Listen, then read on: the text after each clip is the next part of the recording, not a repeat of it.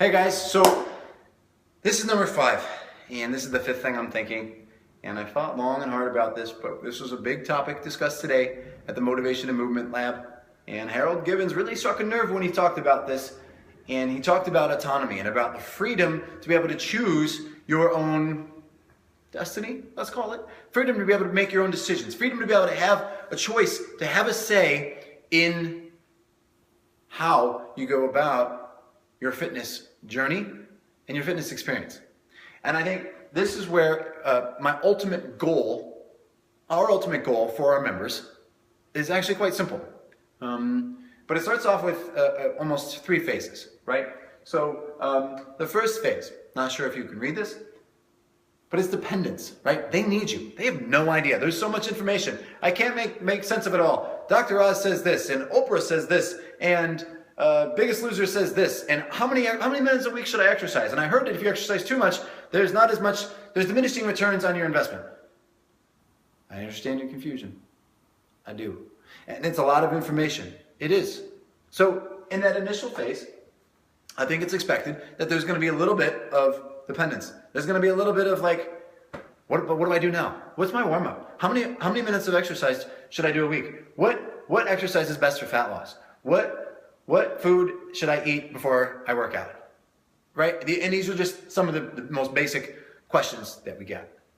And so while all of these are important questions, I think it's important to remember the next phase in order to understand how the end goal, right? Not even the end goal, but the process. So getting somebody to be from phase 1 to phase 2, where they are completely dependent upon you to do everything, to do every exercise, to give feedback to their exercise, right? Instead of strictly giving somebody cues on their exercise, right? You got to push your knees out, push your butt back on that squat. You got to drive those knees out. Excuse me, how did that feel? Where did you feel that? Did you feel that on the way up or the way down? Huh, okay. Being a little bit more inquisitive and having them take part in it breeds this air and this teamwork versus strictly coaching. And I think that's important because while teamwork is sometimes looked at as, well, then they're going to leave me if they don't need me, not necessarily. Not so fast. And I think this is where coaching someone to be able to do something on their own becomes super important.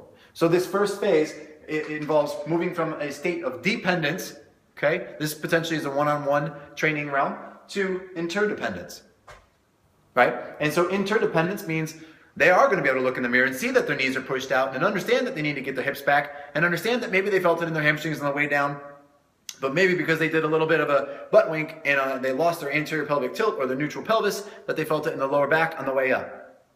Maybe they're going to get to that point. Awesome. Good for you as a coach. Good for you as a client. That's that phase 2. Ultimately, though, I still think the ultimate goal for our clients is simple. I want to move them from the phase of interdependence to that phase of independence. This doesn't mean, by the way, that they don't need structure. It doesn't. It means that they can function fully without a coach. And why is that so important? I think in research, and I think it was quoted by somebody today, but people that feel confident in doing actions outside of being coached are more likely to reproduce those actions. So if structure is about lifestyle change through fitness, then these phases are absolutely critical. They're absolutely critical to our success as a company, but they're also absolutely critical to our members' success in changing their own lives. So I think understanding the ultimate goal for us as using fitness as a vehicle for life transformations is super important.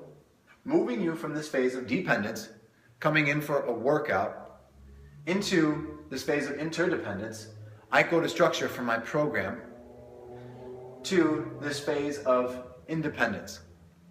I go to structure for my program 2 days a week, and then 2 other days I go in and do my program on my own.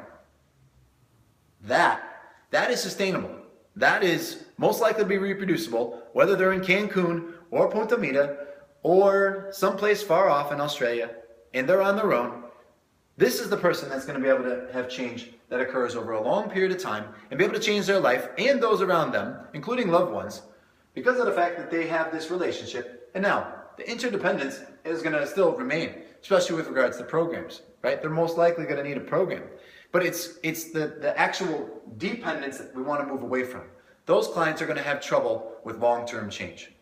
And so moving people from this phase of depending on you solely, basically for information, to interdependence, a more interactive client and member and coaching experience, to this phase of independence, right? Being able to do things on their own, execute workouts on their own.